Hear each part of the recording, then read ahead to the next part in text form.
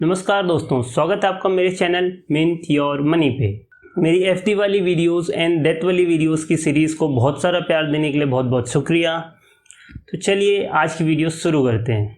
आज की वीडियो में बेसिकली हमने डेथ फंड को लाइव खरीदना सीखना था। डेथ फंड को खरीदते वक्त क्या चीज़ें ध्यान में देनी चाहिए, ये चीज़ें सीखनी थी। पर मेरे कुछ साथियों ने जो कि इस फील्ड में है, जैसे कि बैंक्स में या इन्वेस्टमेंट वाली फील्ड्स में है, तो उन्होंने काफ़ी सारे पॉइंट रेज किए डेथ फंड में कि मैंने अपनी वीडियोस में जो है व्यूअर्स को कई सारे डेथ फंड के रिस्कों के बारे में नहीं बताया।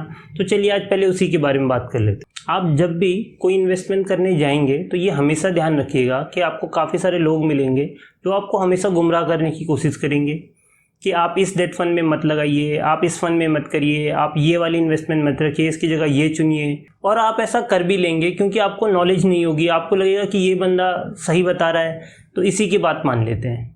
पर ऐसा बिल्कुल सही नहीं है। आप हमेशा जहाँ भी इन्वेस्ट करने जा रहे हो या जहाँ पे भी पैसा लगाने जा रहे हो, बहुत ही सोच समझ के, ध्यान से, पढ़ के, जान के लगाइएगा ताकि आपका पैसा कभी भी वेस्ट ना हो। तो चलिए आज उन रिस्कों के बारे में बात कर लेते हैं जिनकी मेरे दोस्त बात कर रहे हैं डेथ फंड में। तो पहला जो उन्होंने रिस्क बताया वो था डिफॉल्ट रिस्क, एंड सेकेंड जो उन्होंने रिस्क बताया वो था इंटरेस्ट सेंसिटिविटी रिस्क।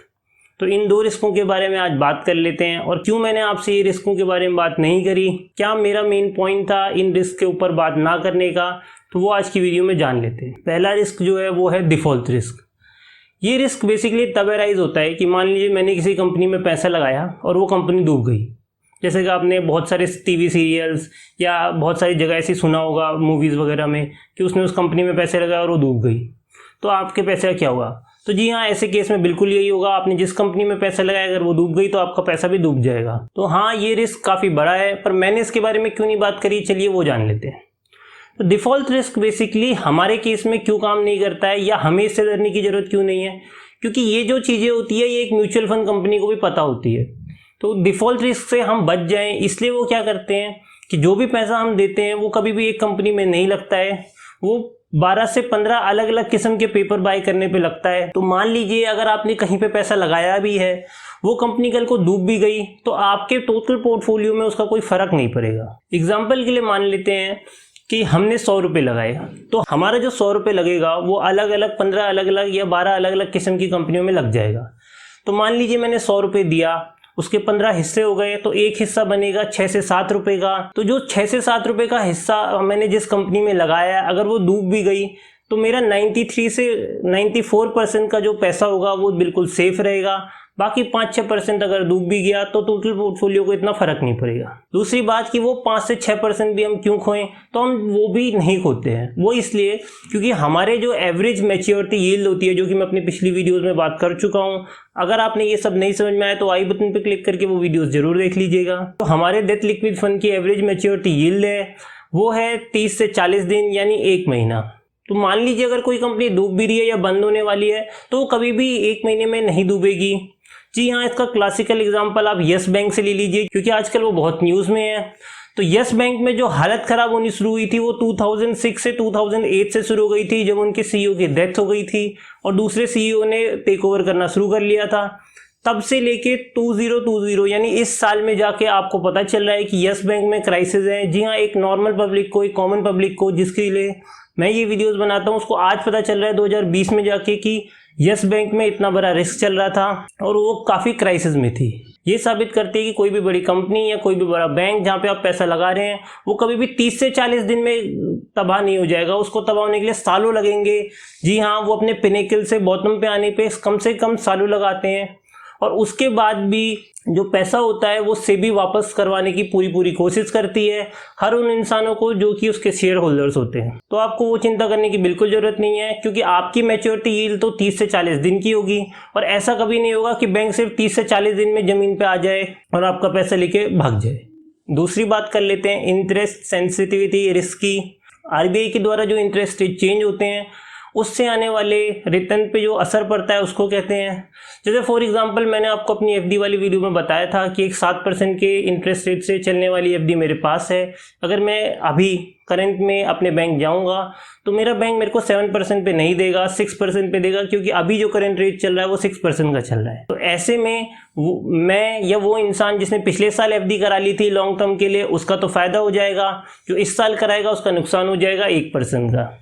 इसका बिल्कुल उल्टा भी हो सकता है कि मान लीजिए मैंने इस साल एफडी कराई 6% पे, या इस साल डेथ फंड में पैसा रखा वो 6 के करीब इंटरेस्ट रेट दे रहा है, और मान लीजिए कल को आरबीआई कहती है कि अब सब ठीक हो गया है, वापस इंटरेस्ट रेट 7 या 8 कर देते हैं, तो हम लोगों का जो है वो नुकसान हो जाएगा, क्योंकि उस साल में कराने वाले इंसान को एफडी में 7 या 8% मिलेगा, पर मेरे को सिर्फ 6 ही मिल रहा है।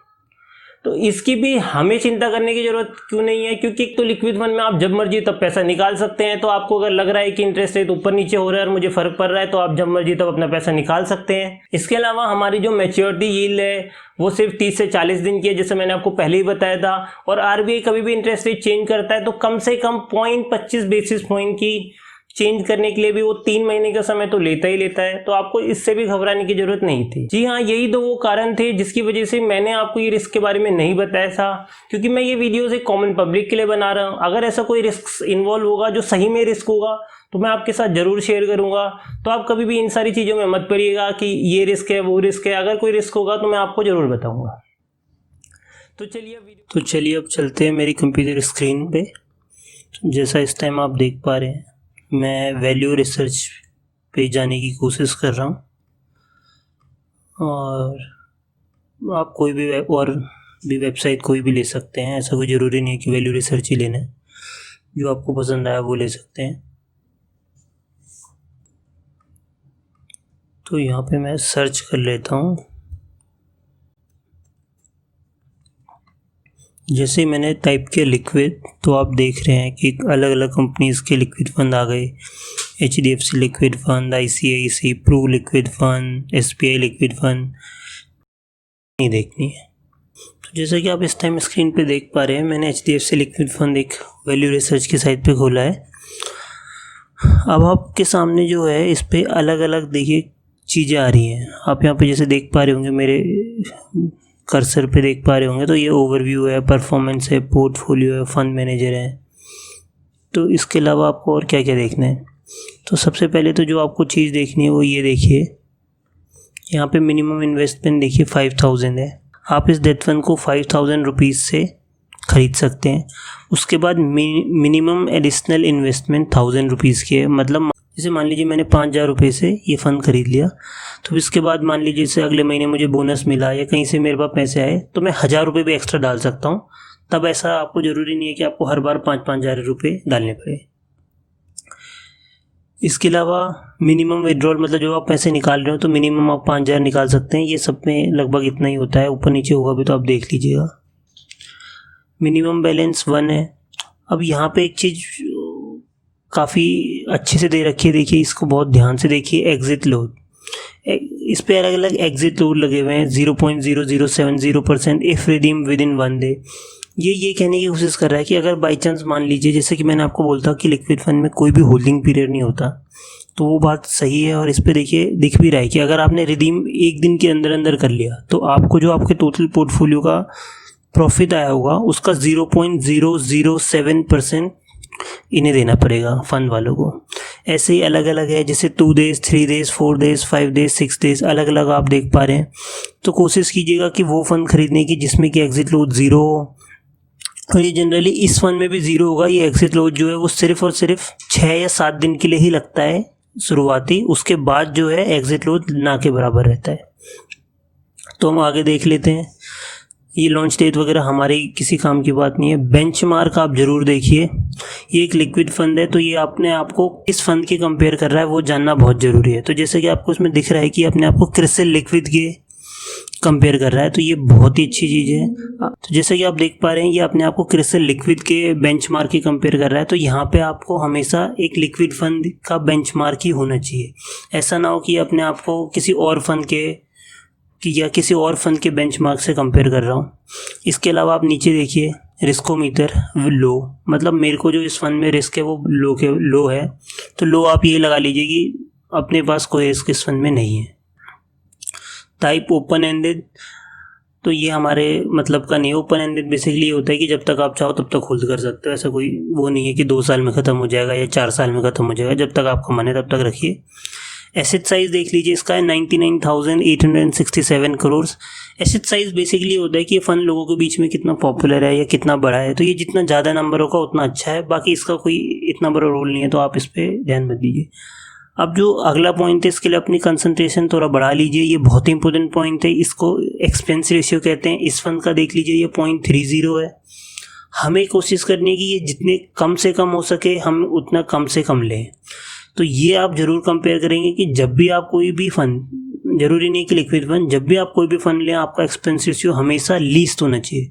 तो आप हर उसमें देखेंगे कि ये लीस्ट हो, यानी कम से कम हो।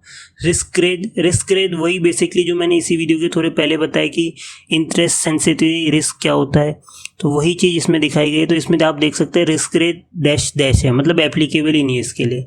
तो वही चीज़ मैं आपको बता रहा था कि अगर आरबीआई अपना इंटरेस्ट ऊपर नीचे करता भी तो हमारे इन फंडों में कोई खास फ़र्क नहीं पड़ता, क्योंकि ये इतनी इनकी मैच्योरिटी यील्ड ही नहीं होती कि इनको कोई फ़र्क पड़े। अब एक और इम्पोर्टेंट पॉइंट है, वो है trailing return. Trailing return basically क्या होता है कि आज तक इस फंड ने कैसा परफॉर्म किया है। तो आपकी ये किसी काम का नहीं है, और सबसे ज़्यादा मिस सेलिंग जो होती है वो इसी को दिखा के की जाती है।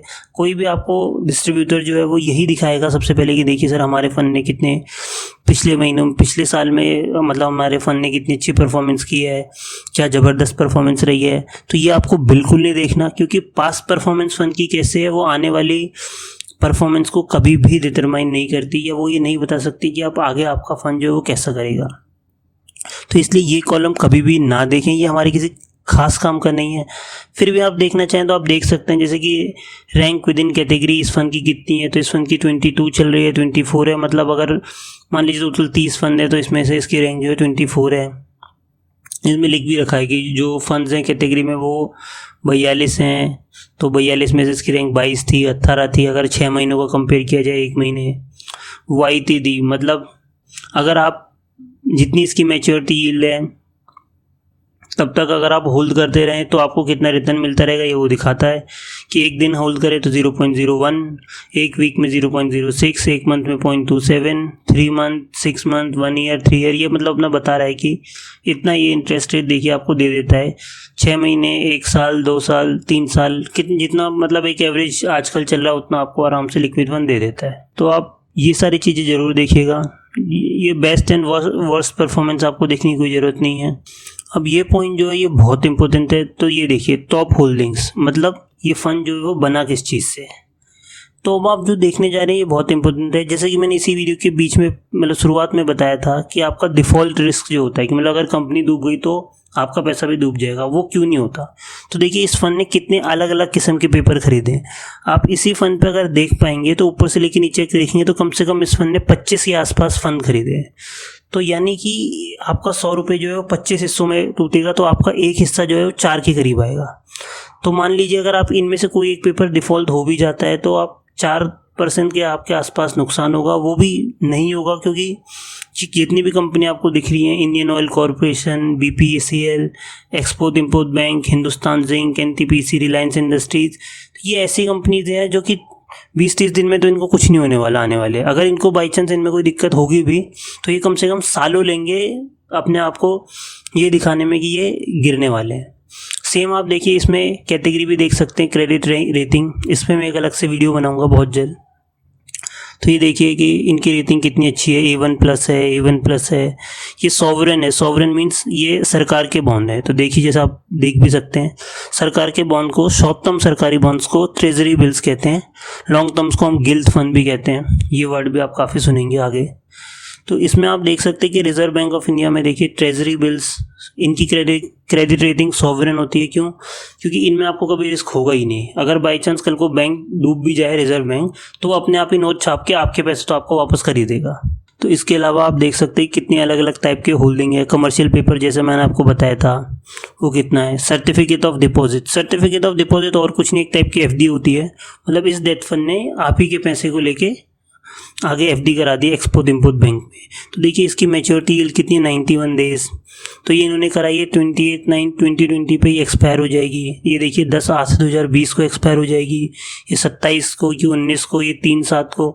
तो इसकी वजह से जो है वो कभी भी लिक्विडिटी क्रंच नहीं आता है। आप जब भी पैसा निकालेंगे आपको पैसा मिल जाता है, क्योंकि कोई ना कोई कमर्शियल पेपर तब उस टाइम कोई ना कोई कमर्शियल पेपर जो है वो अपनी मैच्योरिटी के आसपास होता ही है।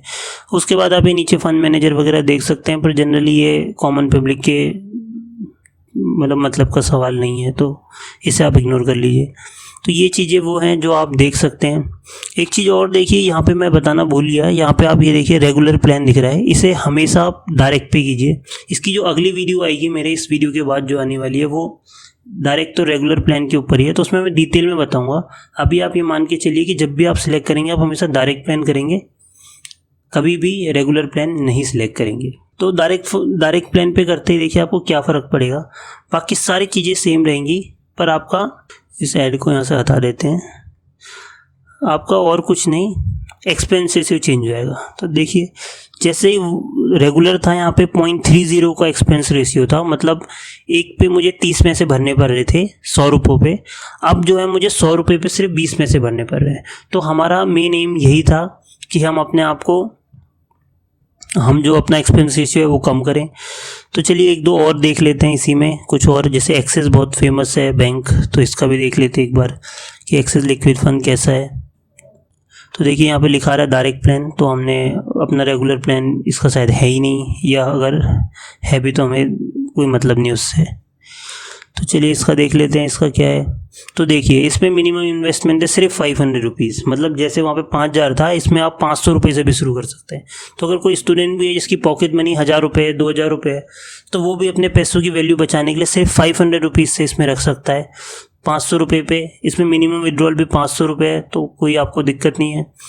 एक्सिट लोड देख लीजिए, इसमें भी वही 6 दिन के आसपास सेम एक्सिट लोड है। एक्सिट लोड अक्सर फंड्स में अलग अलग नहीं होता, क्योंकि जनरली गवर्नमेंट द्वारा ज़्यादा निर्धारित किया जाता है बजाय कि फ़ंड मैनेजरों के, इसलिए फ़ंड मैनेजर इसमें अपनी मर्जी से ही लगा सकते हैं। तो आप देख लीजिए 6 डेज़ पे सब खत्म हो रहा है, मतलब अगर आप एक हफ्ता भी अपना पैसा रखते हैं तो आपको एक्सिट लोड देने की ज़रूरत नहीं पड़ेगी।